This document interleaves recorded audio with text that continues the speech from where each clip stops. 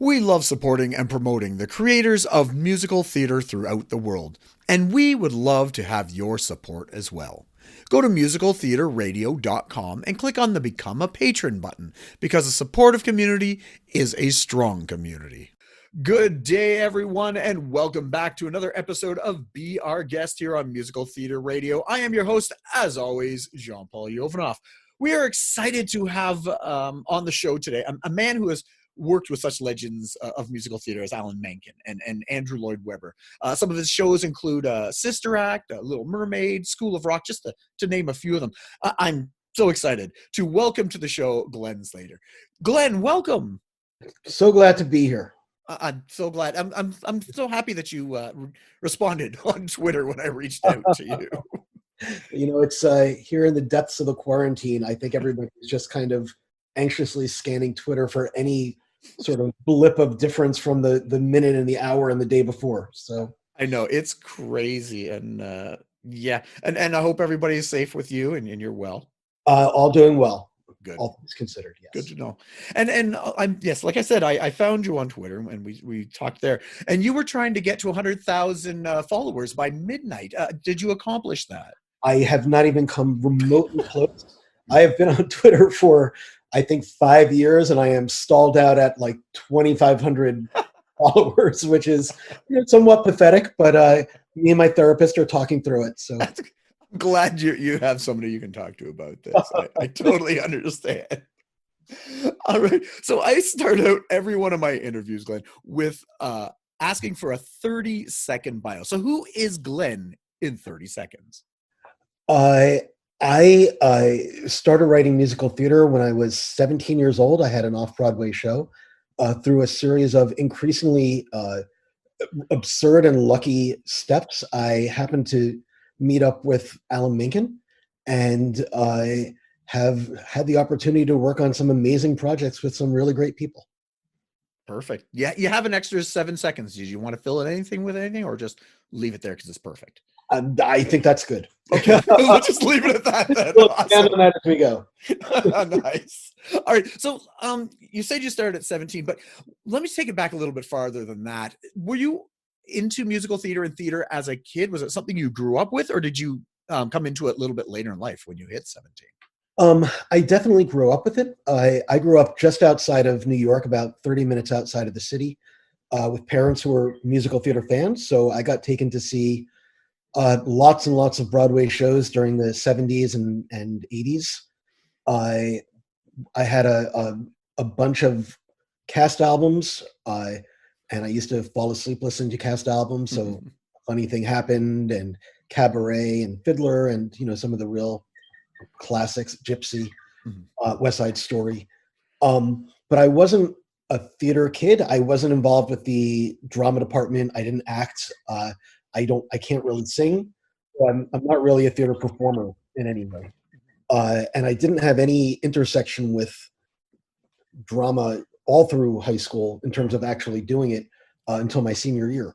And at that point, the director of the drama department was putting together at our school a sort of high school version of a chorus line where he taped a bunch of interviews with students and used those interviews to put together sort of skits and poems and bits of dramatic stuff about the lives of high school kids in the mid-'80s, and was looking for a high school kid to set it to music. At the time, I was in a rock band, and I was writing my own songs, but I was the youngest guy in the band, and they weren't that interested in playing my songs. So this seemed like a way for me to have a bit of creative outlet, and I volunteered. And those songs and that show ended up going to a competition where we were seen by a New York producer who thought, hey, I could turn this into something more than what it is. And my senior year, I had a show running off-Broadway in New York, which was amazing. And even though the show did not get very good reviews and did not run for very long, I got bitten by the bug and sort of dove headlong from that point into writing theater. So just the standard story of a 17-year-old, right? Right. I mean, again, it's sort of a theme of just like dumb luck and just being in the right place at the right time, and things happen to fall together. So before that happened, was there another career you were pursuing? I was writing short stories. I had some notion that I'd maybe be a novelist. Um, I was interested in international relations and current events, and so I was taking. Once I got to university, I took a bunch of courses in that as well. But really, for whatever reason, I think possibly all those years of listening to musical theater as I was falling asleep, what I found was whenever I was having creative ideas, I was hearing them with music. In fact, when I graduated from college, my parents gave me the option of returning home to try to start a writing career. And I sat down and began outlining what was going to be my first novel. And I just kept hearing scene after scene with music. I just couldn't get away from the music. And finally, I just threw up my hands and said, I think this is what it's supposed to be. Nice. So you've always been kind of channeling everything into that creative aspect, whether it's lyric writing or novels or some type of communication. So, Yeah, pretty much. Nice. So you're a teenager. You've had an off-Broadway show. Where do you go from there? You went to college, you said, and what did you take there? I went to Harvard, where I was an English literature major, actually American literature. But I wrote music for the Hasty Pudding Show. I wrote some music for something called City Step, which is sort of like a dance program for disadvantaged kids. And I actually wrote music that Diane Paulus, who was at Harvard at the same time as I was, choreographed. I wrote a bunch of pop songs. I had a band when I was in college as well. So all through college, I was writing just music, not lyrics, just music. Mm-hmm. And then I graduated and I moved to New York. And once I decided, okay, let's musical theater, let's do this, I met some actual composers and I realized, oh crap, I don't have any of the tools that I need to actually be a working composer in New York. Yeah. I can't orchestrate. I can't arrange. I'm not a good enough piano player to be a rehearsal pianist. I'm not a musical director. I can't arrange, do vocal arrangements. And so I realized very quickly that there just wasn't really, there were just too many people who are too talented and have too many skills, and for whom it came too easily for me to really compete in that arena. And so I just gradually shifted to doing lyrics instead. And even though I had never really done lyrics before, I had applied to the BMI workshop as a lyricist, and just for my application, just spent a couple of weeks and picked a play. It happened to be Life is a Dream by Calderón de la Barca, the Spanish playwright. Wrote a bunch of lyrics for what might have been a musical version of that play, and was accepted to BMI as a lyricist. And I just shifted full time. But I basically learned how to write lyrics at BMI. Very cool. Very cool. And no, as a composer, I bet when you're working with them, they appreciate the fact that you understand music, though. You may not be as prolific and as proficient as them, but at least you understand the rhythm and the rhyme and that sort of thing about it. So that probably comes in handy when you're writing. Yeah, I mean, I think if you look at most people who are lyricists, they're all musically talented, mm-hmm. and they've all written music at some point. They all play instruments, and that is because writing lyrics, it's not like writing poetry or writing drama. It is a form of music in and of itself, and in order to do it correctly, you do need to have a sense of how melody works, how harmonies work, how singing works, what kinds of words you can put together, what kinds of phonemes and vowel sounds need to be sung on what kinds of notes.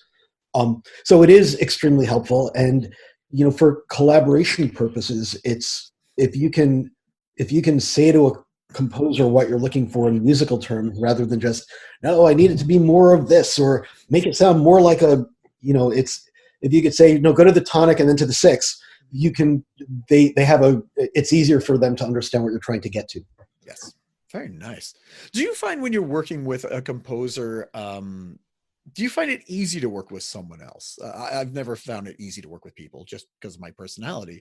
And what makes a good composer lyricist relationship? That's a lot of questions. Yes. I do find it easy to work with other people. I am a little bit of a chameleon in terms of having a voice. I enjoy putting on other people's voices, and I enjoy putting myself into modes of thinking and speaking that aren't necessarily mine. And so for me, collaborating is a little bit like becoming a mouthpiece for a piece of music. Often people ask what comes first, music or lyrics, and while it's never 100% one or the other, I would say probably 75 to 80% of the time with the composers I work with, the music is coming first. Really?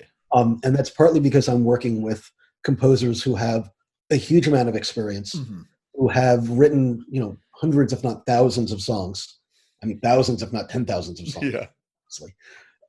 And who have a pretty good dramatic sense of how a scene works and how a song works.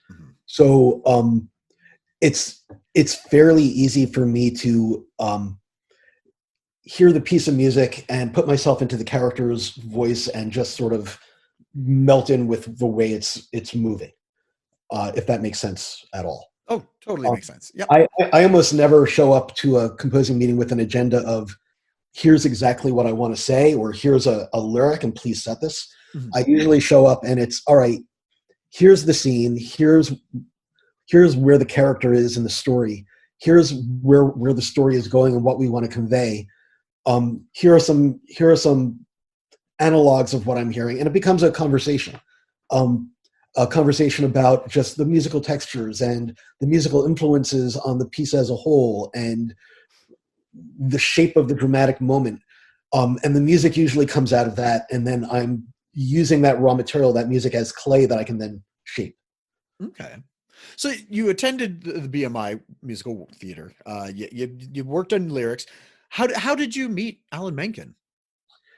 So at BMI, and I don't know how familiar your listeners are with BMI, but just very quickly, it's a workshop. It's been in New York for about probably 40 or 50 years at this point, longer than that, 50 or 60 years. Many Broadway writers have gone through it, and it's basically a free course. It meets once a week. You have to apply. They accept 30 people a year, and you are sort of taught the basics of how musical theater works, how to write a comedy song, how to write a ballad, how to write a dramatic scene. During your first year, you're learning the basics. During your second year, you team up with a fellow student to work on a show. And then the third year, the third year is not really a year, it's sort of forever. You're accepted into the third year, and then for the rest of your life, you're allowed to bring pieces of music to BMI to be critiqued and listened to by other students. Very cool. So during my second year there, I hooked up with a composer named Steve Weiner, who had been there for probably 10, 15 years.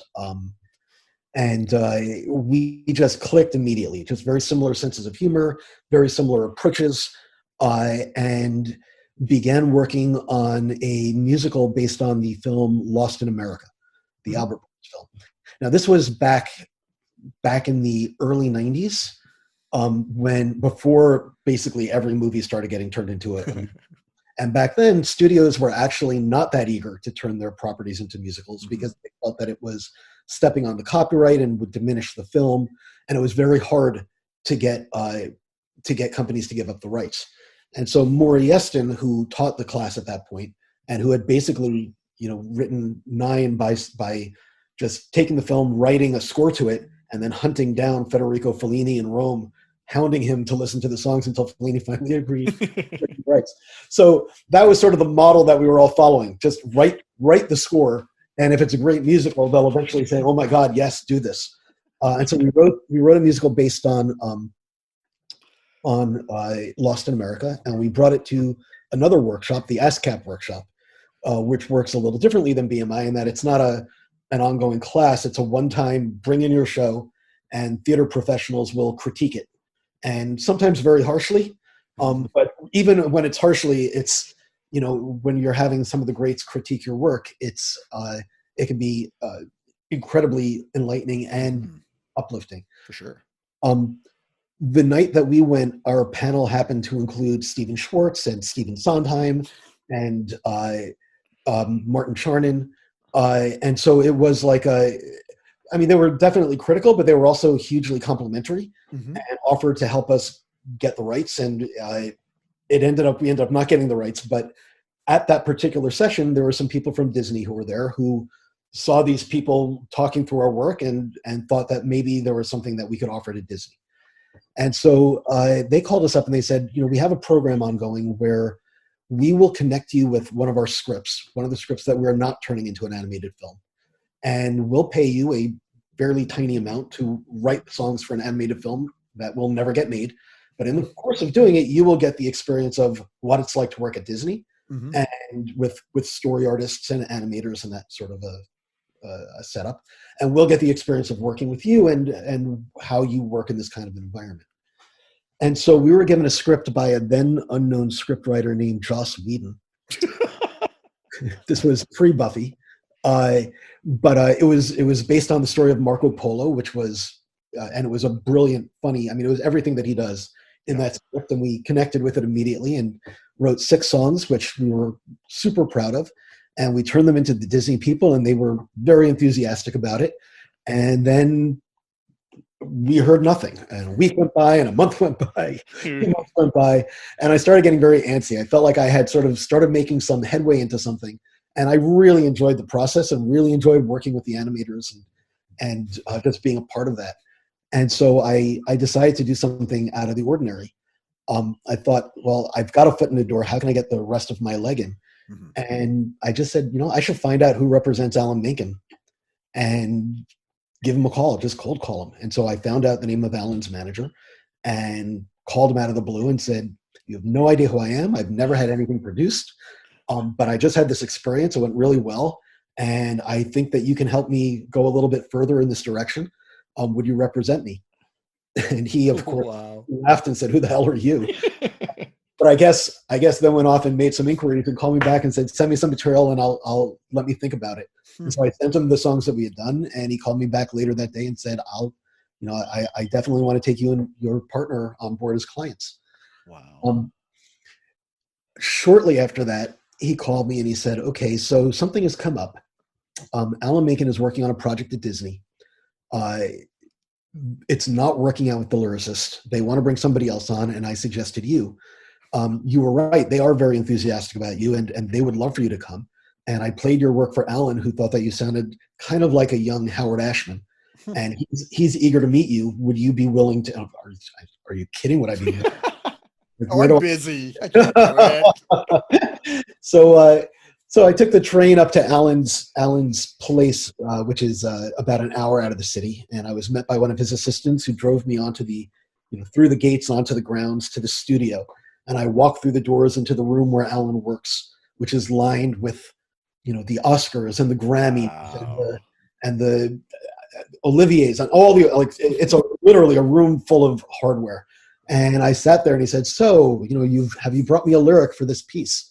And I put a lyric onto his piano and he looked at it for about 12 seconds and said, oh, like this, and started playing. And it was like, oh my God, I just wrote an Alan Menken song.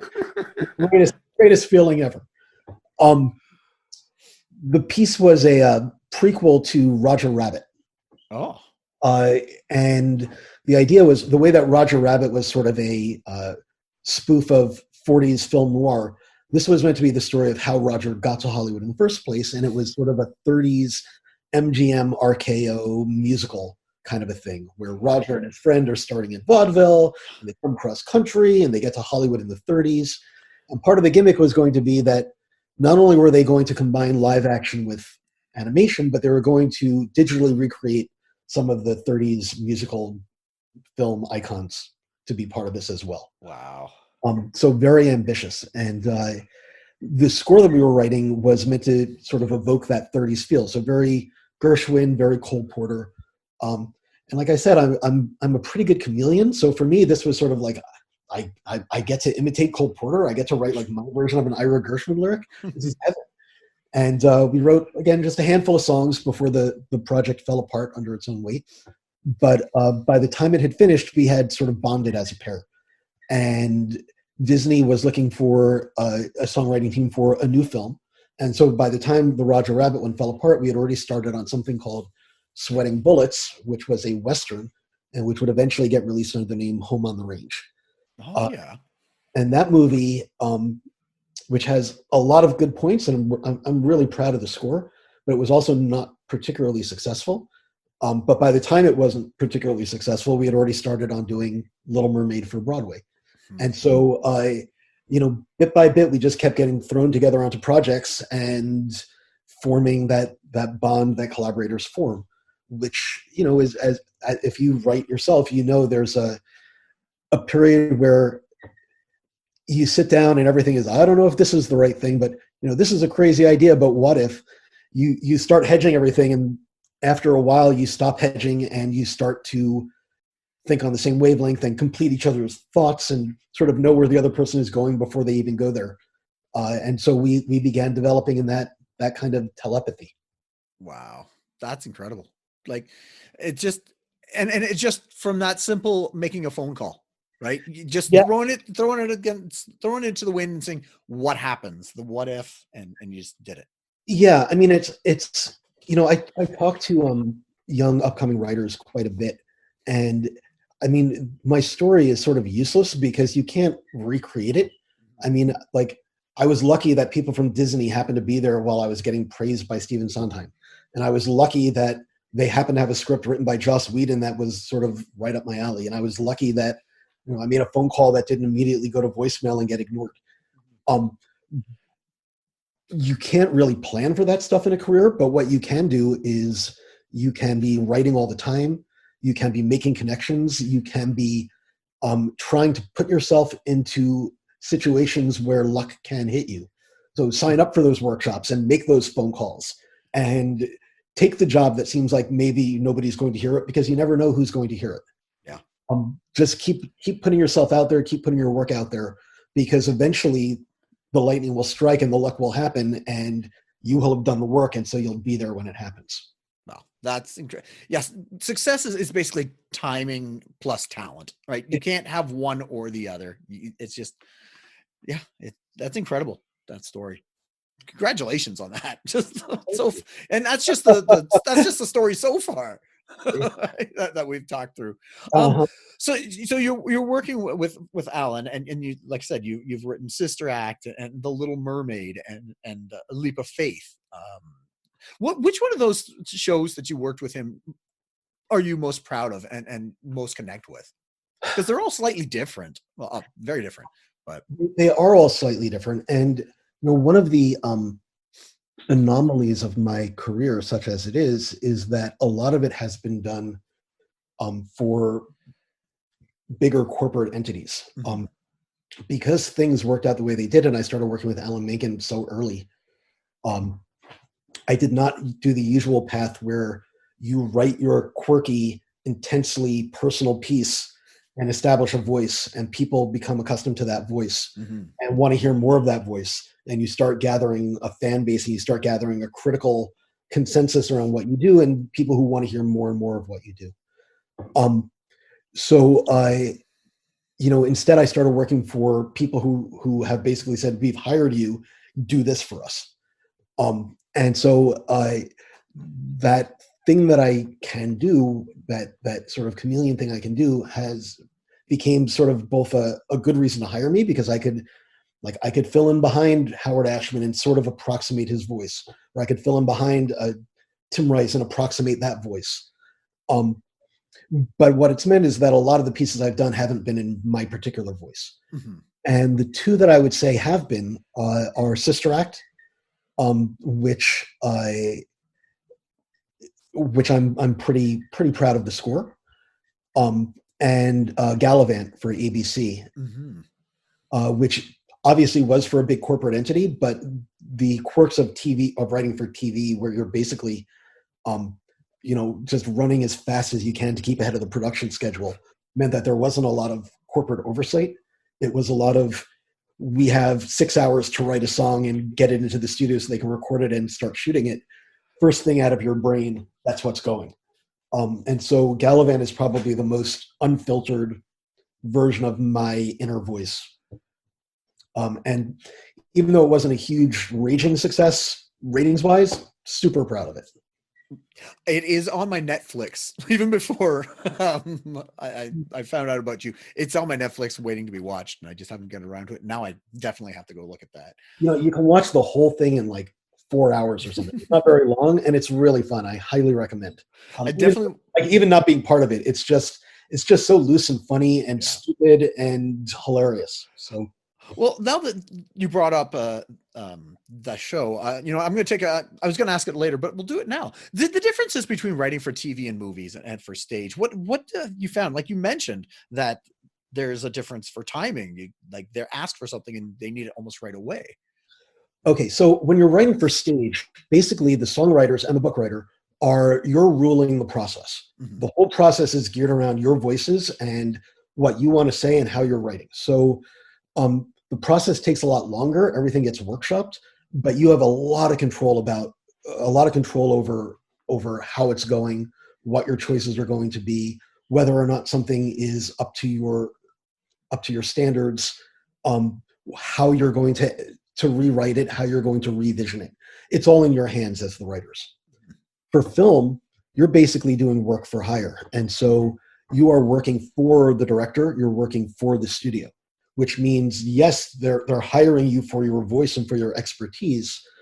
But if you write something that you love and they say it's not quite what we want, you throw it out and you give them something else. Yeah. And if you give them something else and they say, here's an example. When we were doing Tangled for Disney, we had written for the big scene with the lanterns, the big ballad scene. We had written this big soaring Broadway-like duet called Blaze of Light. And it was just like this towering Alan Menken song. We were super proud of it, and we brought it in and we played it for the directors.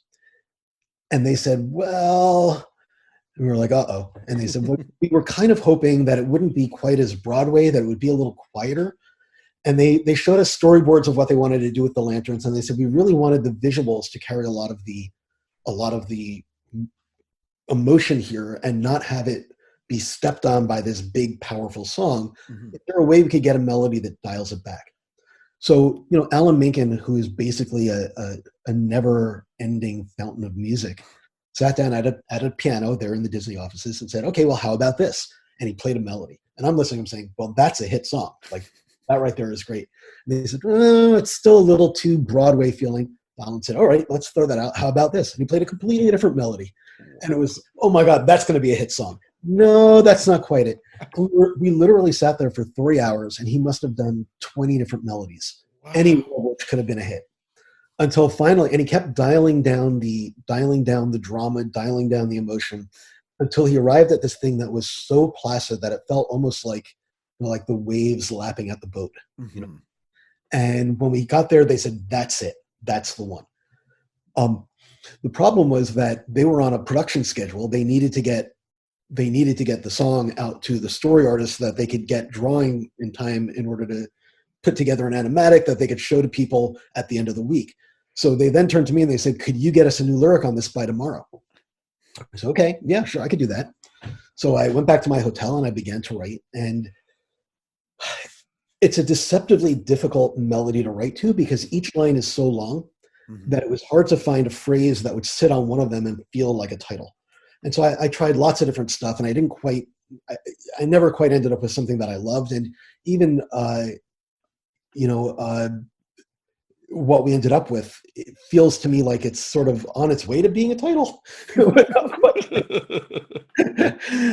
I didn't have a chance to write 2 different choruses. I just repeated the chorus because I worked through the night. It was 9 a.m. I had to get to the office. So I brought it and I said, well, here's where it's going. It's not done yet. And they looked at it and they said, nope, this is done. And I was like, no, you don't understand. No, we love it. We don't want to change a word. And there's all you can do is sort of shrug and say, all right. Now, I will say that having now seen the final piece, I think they were 100% correct. I didn't need different words for that second chorus. Having it repeated exactly the way it is means that it gains in power as it repeats. The title is fine in context. And really, the whole point of the song really is to support those visuals and to give these 2 characters who spend the whole movie talking at each other like screwball comedy characters at 100 miles an hour, to give them the chance to not talk 100 miles an hour and to not be overheated. And for the first time really in the whole film, to have a placid introspective moment. And so what they asked for was exactly what it should have been. But it's not what my instinct was, and it's definitely like I would have loved to be able to go back and rewrite a line here or a line there. And, you know, because of the way that process works, when they say they're happy, they're happy. Yeah.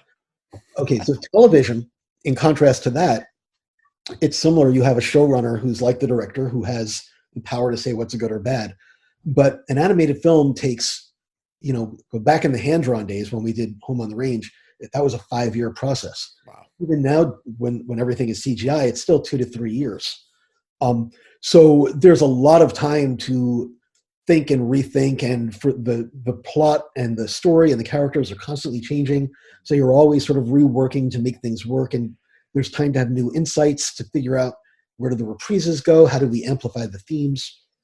For a television project, you get thrown into production the day you get greenlit, and then you're in a rush to, you know, everything happens super fast. There's not a lot of money in television in terms of production value, so everything has to happen on the fly and sort of improvised.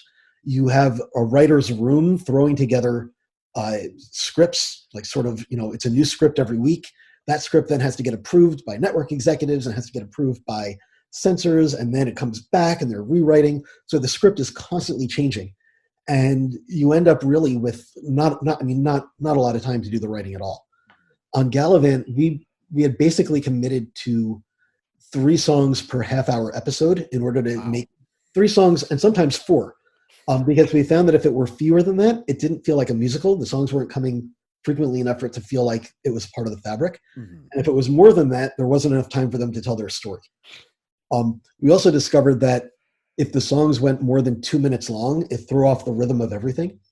So instead of writing, you know, these big sort of musical sequences that you would find in a show where everything is sort of driven by the songwriting process, or writing the 3-minute song that you would write for a movie, we were sort of bursting out 90-second, 2-minute songs, and we'd have to do it. We were writing a song every other day. We wrote 66 songs for that show. There are songs that I don't remember writing. There are songs that there's a song in that show that I was driving up to Alan. It's about an hour drive, and halfway there, I suddenly remembered, oh shit, I owe him a second song that I forgot to do, and I just grabbed my iPhone, turned on the microphone, and just started saying lyrics into the phone. 40 minutes later, I parked the car, typed everything up, and said, Alan, here it is. And because everything had to go so fast, unless there were things that were egregiously like, we can't put that on the air, or egregiously, this is really not going to work with the episode. Mm-hmm. It was just like, yep, looks good to me. Let's get the arrangement going. Let's get it to the actors so they can learn it, so we could get it to the studio, so that we could then get onto the set. Which means it's a lot more unfiltered. It's a lot sloppier. There's a lot more stuff that you're kind of throwing out there like way undercooked. Yeah. But it also is a lot more spontaneous feeling, and has a lot more of the sort of that joy of writing where you haven't, you know, sanded off all the rough edges and polished down all the fun stuff. It's sort of warts and all. Here it is. That is very cool. Now, okay, when we're done the interview, I'm going back to the TV and I'm going to be watching that just to check it out. Very cool. Thank you. You just gave me a huge insight into, you know, the way that it works for the TV and movies, and I bet most of the listeners probably have no idea as well. So that's very cool. It's you know, it feels like we're sort of starting to enter an era now where there are so many more songwriters who write in the musical theater vein than there were, you know, 30 years ago when I started. Mm-hmm. And there are so many more outlets for them, and there's now a whole generation that grew up watching the Disney films and grew up watching things like Glee or whatever on television, who don't see musical theater as something lame or stupid or like, oh, that's not for me. It's just part of the fabric of what they're used to seeing.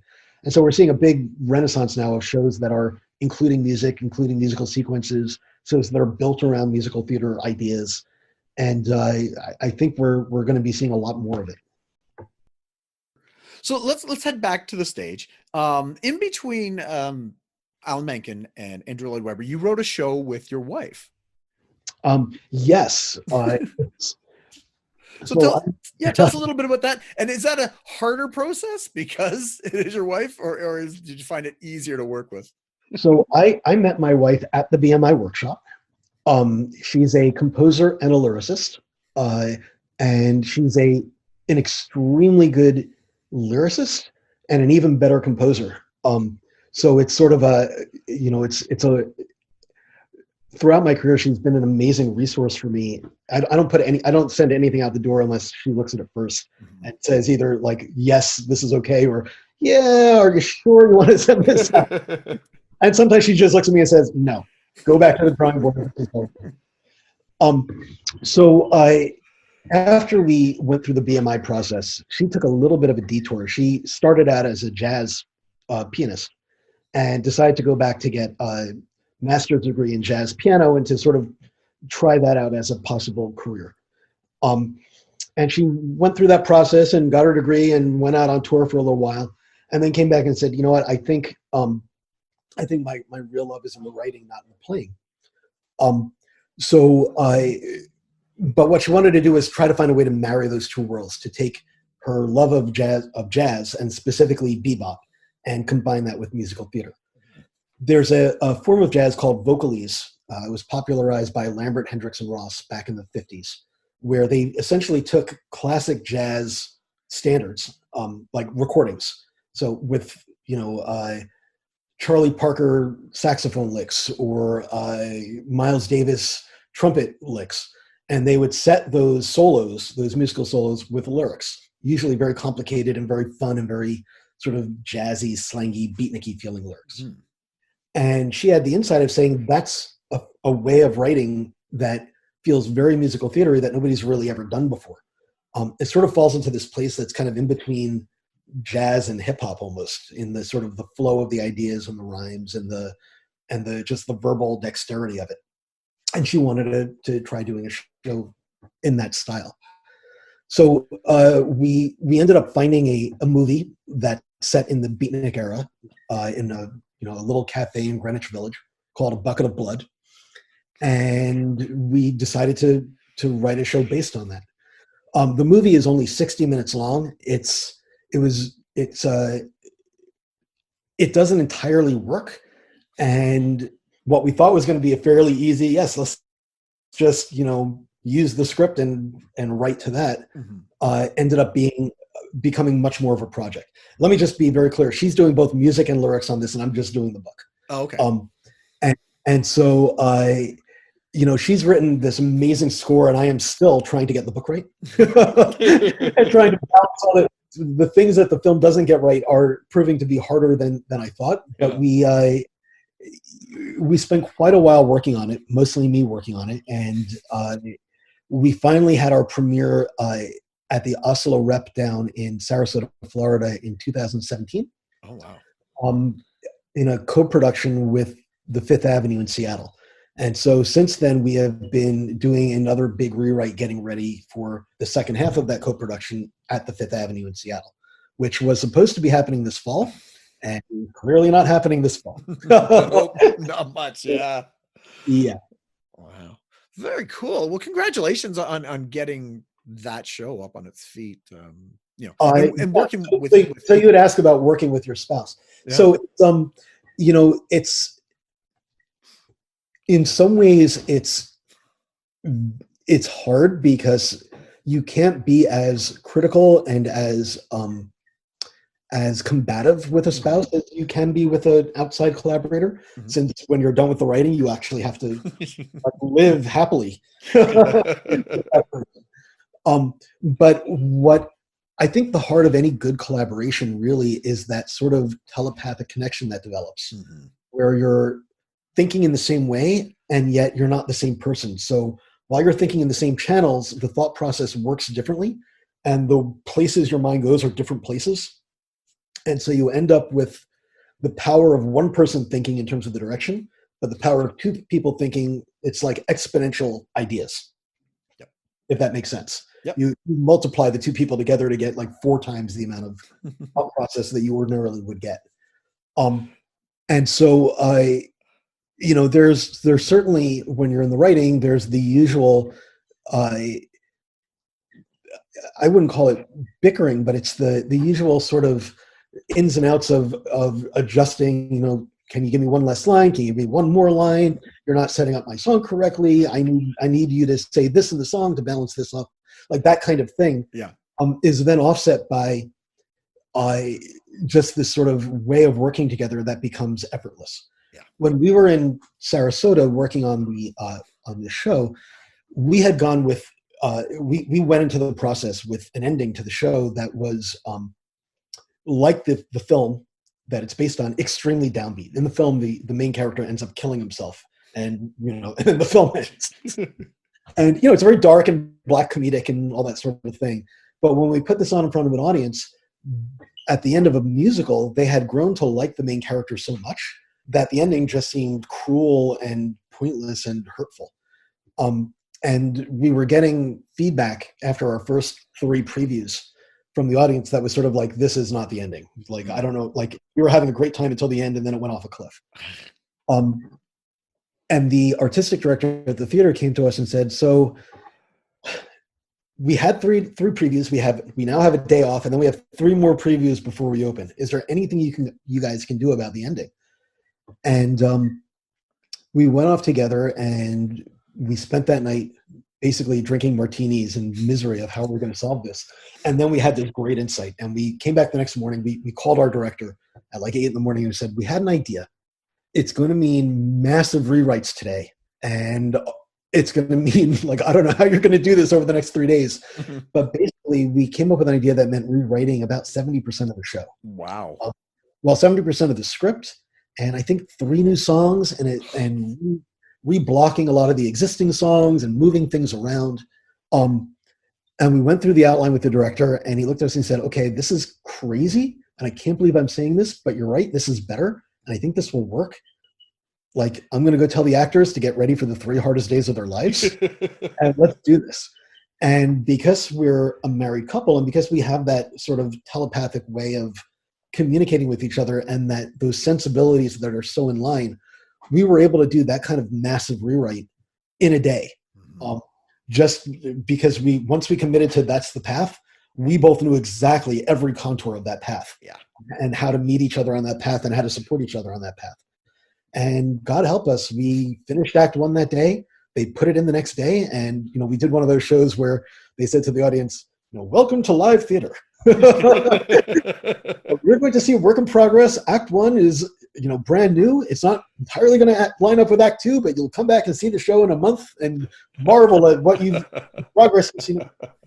And then the second day of that preview period, they put in Act 2. And the third day, we cleaned up as best we could. We were still not able to fix our Act 1 finale or our Act 2 opener. So there's kind of like this little black hole of like old version that made no sense. Yeah. But everything else fell into the place, and we finally came up with an ending that worked. And to write that much of a show in 3 days is sort of, and rehearse it and block it, and then open in front of critics is crazy. And I can't imagine having done that with somebody who I wasn't married to. That is a great story. And I can't wait to see how it turns out if the world, opens up again, when the world opens up again, and you get to remount it again. Soon. All right. So we've looked at, where you were, and then you worked with a legend, and then you worked with a new one. How did you get involved with Andrew Lloyd Webber? All right. So in the middle of working with Alan, my original game plan was that I would work with Alan and be his sort of sidekick on these big commercial projects he was doing, but still work on my passion projects with Steve Weiner, who I had sort of come up in the musical theater world with. And we had spent a big chunk of time working on a musical version of the movie The Hudsucker Proxy by the Coen brothers. Mm-hmm. Again, we started it before. I think of Hairspray as being sort of the delineating mark. Like that was the show that kicked off. Now let's turn every movie into a musical. And so we had started on this. It was pre-Hairspray, and in those days, again, it was very hard to get the rights to a studio film. But we knew that the Coen brothers held the rights to their own screenplays, so we went directly to them, and they offered us the rights, and we set off to write. It's probably the best thing I've ever written. I love this piece so much. Steve Wiener's music is brilliant. It's like exactly the kind of show I always wanted to write. Very dense, very smart, very attuned to, very relevant to the current events of the time and now, for that matter. And yet with a sort of classical Frank Lesser style Broadway feel. And we were slated to open our out of town at La Jolla in 2008. And then the 2008 recession hit. And well, we were gonna open in the spring of 2009, and the recession hit in 2008. And our backing fell out, and we had to give up the slot. And then our producers sort of dropped the ball, and they came to us a couple months later looking very sheepish, and they said, "We're so sorry, but because everything fell apart, we just put this on the back burner, and we didn't notice that the rights had lapsed." And we went back to the Coen brothers, and at this point, now everything was being turned into a musical. And they're like, "Yeah, we don't want to be part of that sort of crass commercial thing where they're turning everything into musicals. So we're not giving you the rights back." So the piece is sitting in a drawer. However, we had done a reading with Michael Arden playing the Tim Robbins role, and Mark Kudish playing the Paul Newman role, and Kevin Chamberlain playing the Charles Durning role, and Jerry Zaks was directing it. And we did full workshops and all that sort of thing. And the producer of the workshop, who was at Jujamson at the time, left Jujamson to go back to her native England and got a job at Really Useful. And I think at that precise moment of time, when she got there, Andrew Lloyd Webber turned to her and said, "I'm doing this new show. It's a sequel to Phantom. It's going to be set in New York, so I want an American lyricist. What American lyricist should I know about?" And he said, "Well, I just work with this guy, and he usually works with Alan Menken, but you should, hear what he did." And so she gave him a copy of the workshop that we had recorded. And he called me up and said, he called my agent and said, "I'd be interested to talking to Glenn about doing the sequel to Phantom of the Opera." To which I said, "Are you kidding? No way. Like, why on earth would you do this? It's the biggest musical of all time. Like, how do you compare to it? Like, anything is going to be in its shadow." And my agent said to me, "Look, they have a synopsis. I'm going to send you the synopsis. Look it over." He said, "Look it over and take the meeting. Worst thing that happens is that they fly you to England. You have lunch with Andrew Lloyd Webber, get some bottles of very good wine, and you tell your grandkids that you said no." So they sent me the script. It wasn't a script. It was an outline, like a 20-page outline. And there was a lot of really promising stuff in it, but it felt very underdeveloped dramatically. Yeah. And there was a lot to criticize. And because I had already sort of decided in my head I wasn't going to do it, I said, "Well, I'm just going to talk very frankly about what I think it needs dramaturgically in order to work." And so I went and I met with him, and he said, "Well, what do you think?" And I began talking. I went into like a 45-minute peroration where I just listed all the things that weren't working and what I would do and how I would make it work. And at the end of that 45 minutes, he excused himself to go to the bathroom, and the producer of Really Useful Group, Andrei Tijinski, leaned over and said, "Keep going. He hasn't interrupted you yet. So what you're saying must be making sense." And at the end of that lunch, he said, "I want you to meet with Ben Elton, who did the outline, and talk him through what you just talked through with me." And so I talked to Ben Elton, and who at first was very argumentative, and then said, "No, okay, you're right about this, you're right about that," and began to make adjustments. And at this point, I started seeing the potential. And then Andrew said, "Before you fly back to New York, I want you to just hear some of the music." So usually when a composer says, "Oh, I've been writing music based on an outline, would you like to hear some?" What they mean is, "Come sit next to me at the piano, I'll play you some music." Yeah. I went to Andrew's flat, And I sat down with him at his grand piano.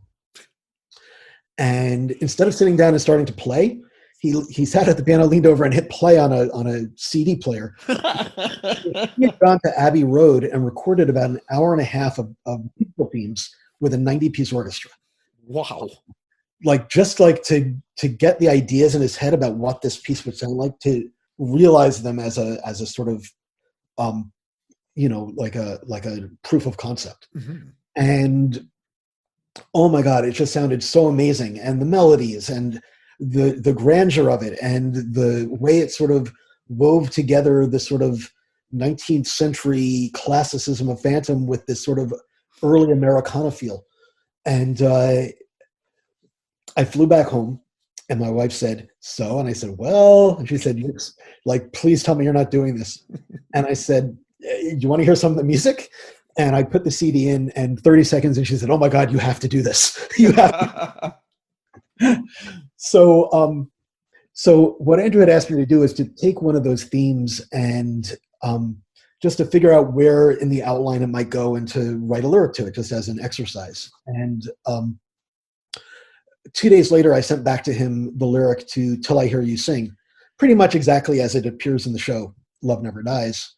And he called me back that day and said, "When can you start?" Wow. And so we were off and running. I will say it's a piece that has its champions and its detractors. Mm-hmm. And I certainly understand where the detractors are coming from, in terms of, people have a very sort of like almost organic bond to the original Phantom and to those particular characters. And this piece definitely turns a lot of that on its head. And so I can understand a sort of visceral reaction against it. But I still maintain that it is one of his greatest scores. Just musically, the music is just breathtaking.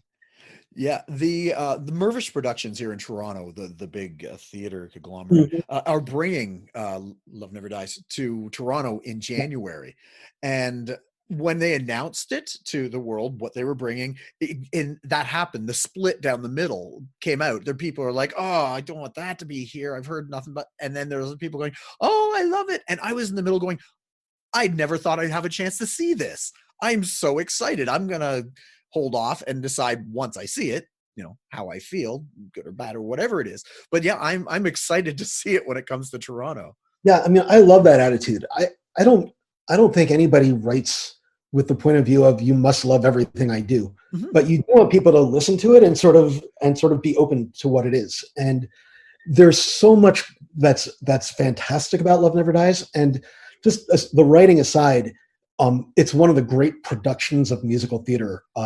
Simon Phillips has put together just a brilliant physical production. The casts that they bring in are always amazing. The Christines we've had and the Phantoms we've had are phenomenal. And so, just as a musical theater experience, I think it needs to be experienced. And then you have the fun of, weeks worth of conversation afterwards. So exactly. Yeah. So I'm really looking forward to it. I have not made up my mind either way. And it doesn't matter what show it is. I don't know if there's any perfect show or any totally awful show. Right. So I look forward to. I just had a dropout, and I lost like the last 10 seconds. Oh, I was just saying that I don't think there's any perfect show or there's a perfectly terrible show. Every show falls in the middle, has its good, its bad, warts and everything. And I love watching a show because everything is there, and I can't wait to see it. Yeah. And again, we were definitely trying some ambitious things. And one of the things we were specifically trying to do was to sort of show Phantom of the Opera in a carnival mirror, like a reflection of it that's twisted. And one of the things we were very conscious of was, well, the original Phantom was a lot of very beautiful people who were looking at the ugly guy as the monster. What if we flipped that around and looked at the ugly guy as being the hero and the pretty people as being monstrous in their own particular ways? And again, that's a ride that not everybody wants to go on. But when you look at it through that lens, I think it becomes a much more interesting piece of writing, Yeah. and interesting to watch in tandem with the first one. Do they ever has the West End or anywhere had any back-to-backs where, you know, you do a matinee of a Phantom of the Opera and then an evening Well, performance of Love Never Dies? I don't know if anywhere ever has. I think that this upcoming tour that was going to be starting in Toronto and then moving around, Mhm. I think that was like they were sort of looking at touring them in tandem that way. Mm. Of course, the original hope was that it would be a hit and we'd move to Broadway, and then it would be in, you know, whatever theater is next door to the Yeah. Majestic in New York, and you'd be able to go from one to the other and, you know, do like a Harry Potter kind of 2 days of theater experience with it. That would have been very cool. Yeah, yeah. All right. So you worked on that, and then you obviously Andrew Lloyd Webber liked your stuff because it brought you back for School of Rock. And how different was that? Because that obviously musically completely different. Oh, so this was a very different experience. So on Love Never Dies, as I said, Andrew had written a lot of the score first, and a lot of my job was to take that 20-page outline to sort of figure out some of the dramaturgical problems with it, and then to make it fit on top of Andrew's music.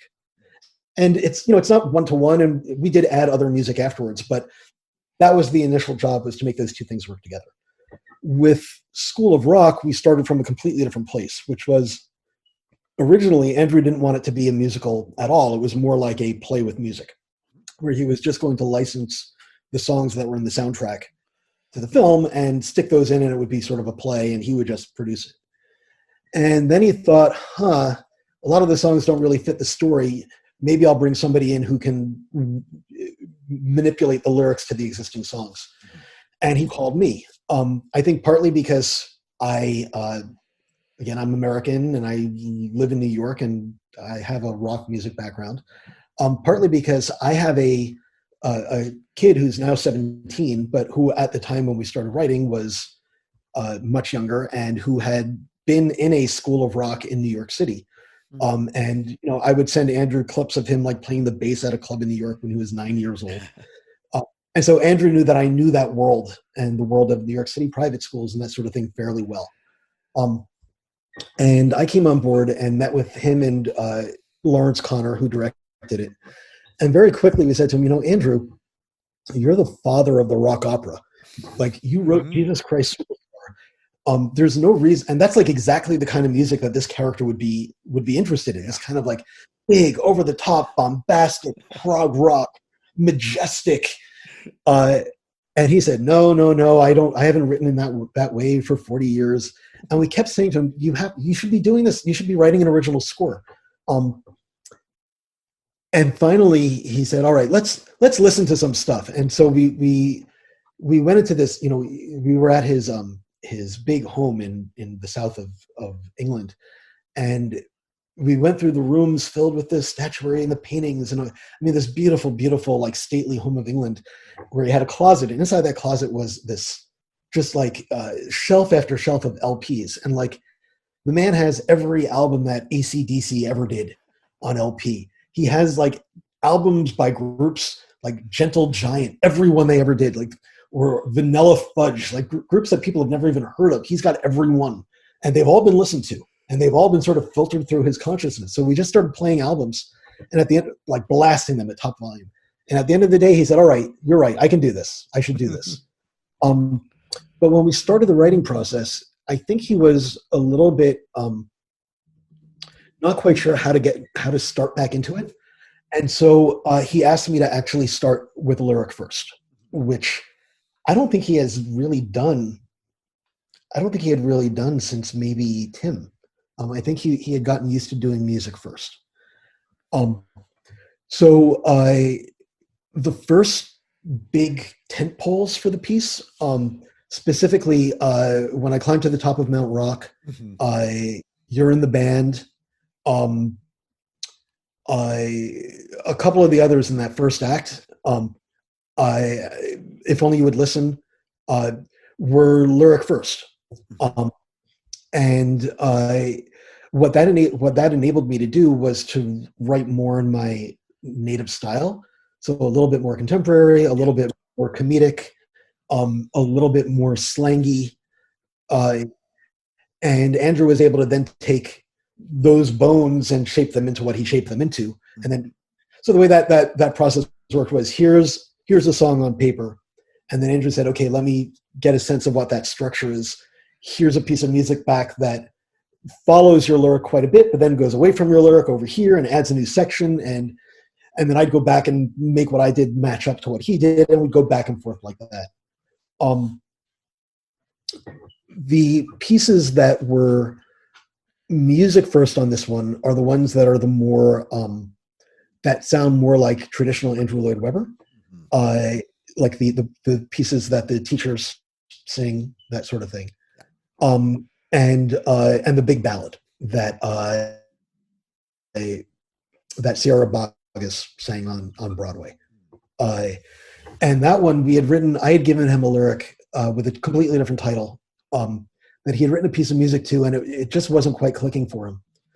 And we brought it to what was our equivalent of an out-of-town production, which we actually did in New York in a little tiny theater down on 23rd Street. We performed it there, and he was right. It wasn't quite working, and he invited Jim Steinman to one of the productions, and Jim Steinman watched it, and afterwards he came to us and he said, what you're missing is a song for that character, like asking, like, where did the rock go? And I was like, ooh, that's the title. and Andrew had that same like click of like, that's a title. And so he came back to me a couple of days later and said, here's the piece of music. This is it. And that was and then I wrote the lyric to that piece. So it was a lot more of the more usual back and forth process. And a lot more of, here's a song that's more my DNA with Andrew contributing, or here's a song that's more Andrew's DNA with me contributing. So a lot of things that sort of blend our voices together in a more fluid way. Very cool. Wow. And congratulations on that one. That was a fun show. I saw that here in Toronto too. And it's just a fun show. It really is a fun show. And, it's one of those shows that's like a great gateway show for people who either don't quite get musical theater or younger people who are sort of starting to dip their toe into it. Because it's one of those shows that like you walk out just floating on air, like hungry for more. Yeah. That's very cool.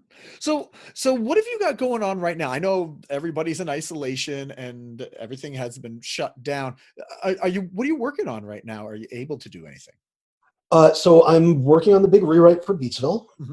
I am working on a new animated film with Alan, which we're doing with John Lasseter, who founded Pixar and ran Disney for a while and then left Disney, and is starting a new studio. And that piece is, I can't really say anything about it, but it's a really interesting concept, very different than any other animated film I've ever seen. And we're having a lot of fun working with that team. We're about to start on a songs for a television project, which again I can't really talk about. Yep. And we're in talks with James Graham, the playwright, about a new stage musical that I also can't talk about. but all really exciting and all very, very different from each other, and all sort of exercising different muscles. So, while I'm locked inside and sitting stagnant at a desk and slowly turning into jelly, my mind is definitely flexing quite a bit, which is great. Very cool. Yeah, that's the problem when I ask that question. I sometimes know people aren't going to be able to tell me, but that's okay. Maybe I'll have you back on once all these things are released and you can tell us about them. Hopefully soon. Well, you know what, Glenn, thank you so much for coming on and talking to me today. It's been so informative and great to hear. I've not had a lyricist on before. I've had composers, I've had combinations, but not just a pure, lyricist. per se. Um, So it's being a lyricist is such a weird position because you're partly helping with the book in terms of themes and structures and ins and outs of songs, and a lot of what you write dictates what the character sounds like. And you're partly part of the music team in that you are obviously writing what the singers are going to sing, and your ideas are contributing to how songs are structured and how they connect to the bigger piece. But you're neither fish nor fowl, and ultimately you're serving. My role is to serve the book writer, and it's to serve the composer. So it's it's a utility role in a lot of ways, and we don't often get to have a voice. So it's thank you for inviting me on, because often it's Andrew Lloyd Webber's School of Rock. Like, oh, I was there too. I've interviewed Stuart Brayson, who wrote From Here to Eternity. But he has the exact same problem because he wrote it with Tim Rice. So it's always Tim Rice's From Here to Eternity. Yeah. So, but we all know, the people who understand the business know you can't have one without the other, right? They're all equal. Absolutely. Importance. Before we go, I always do this one thing with my guests. I ask 3 questions. Now, there's no right or wrong answer, but there is a wrong answer, just to give you the heads up. Now, this first question, I've been asking this for about 50 interviews now for over a year, and this is the first time I've gone, oh, okay, this is, should I ask this question? But you know what? I've done it before. I'm just going to have to go ahead with it. Okay. Without any context, Lloyd Webber or Sondheim? Oh man, that's hard. I know. That's why I was like, oh, should I ask this question? But you know what? I kind of have to. So by breeding and by temperament, I'm a Sondheim person. But that being said, I also have huge respect for Andrew and for what he's done. And what I constantly point out to people is that they always look at Andrew as this sort of avatar of like commercial theater. But if you're trying to make money, you're not saying to yourself, why don't I take an obscure set of poems by T.S. Eliot about cats and turn that into a dance piece? Yeah. Or why don't I write a musical about the like completely unknown wife of a second-rate Argentinian dictator? Or, hey, here's box office gold. Why don't I do the Gospels, but from the point of view of the villain? Like none of his shows are based on ideas that you look at and say, oh, that's commercial, except for maybe School of Rock, which is an obvious like, oh, well, yeah. But everything else is very personal and very esoteric and kind of a like on the face of it, no way that's making money. And yet he manages to imbue these offbeat ideas with humanity and a universal spirit in such a way that they seem like the most obvious, broad-based things you could possibly do. And that's a real talent. Yep. And that's why I asked, I said, and plus in terms of, in terms of just like writing melodies, he's obviously like just one of the greatest melody writers of all time. Whereas what Sondheim is the greatest musical dramatist probably of all time. And they're very different skills, and they're very different. You end up with very different pieces. But it's a little like comparing apples to oranges. Exactly. And that's why I say no context, because they aren't the same. You can't really compare them. One does like just the music, the other does music and lyrics. And that's why I say the no context, because there's no right or wrong answer to this one. This is just, Yeah. As a lyricist, what I aspire to is being Sondheim. And as a collaborator with melodists, what I aspire to is that kind of sort of instant emotional gut punch that Andrew brings. Yeah. I tore myself between, should I ask? Should I not? I thought, you know what? I gotta. I have to ask it, because I always do. I'm waiting to interview Andrew or Steven to see what their answers are. But we'll worry about that, cross that bridge when it happens. All right. So question number 2. What lyric are you most proud of? And it doesn't have to be a perfect lyric, but it's just something that you really are proud of.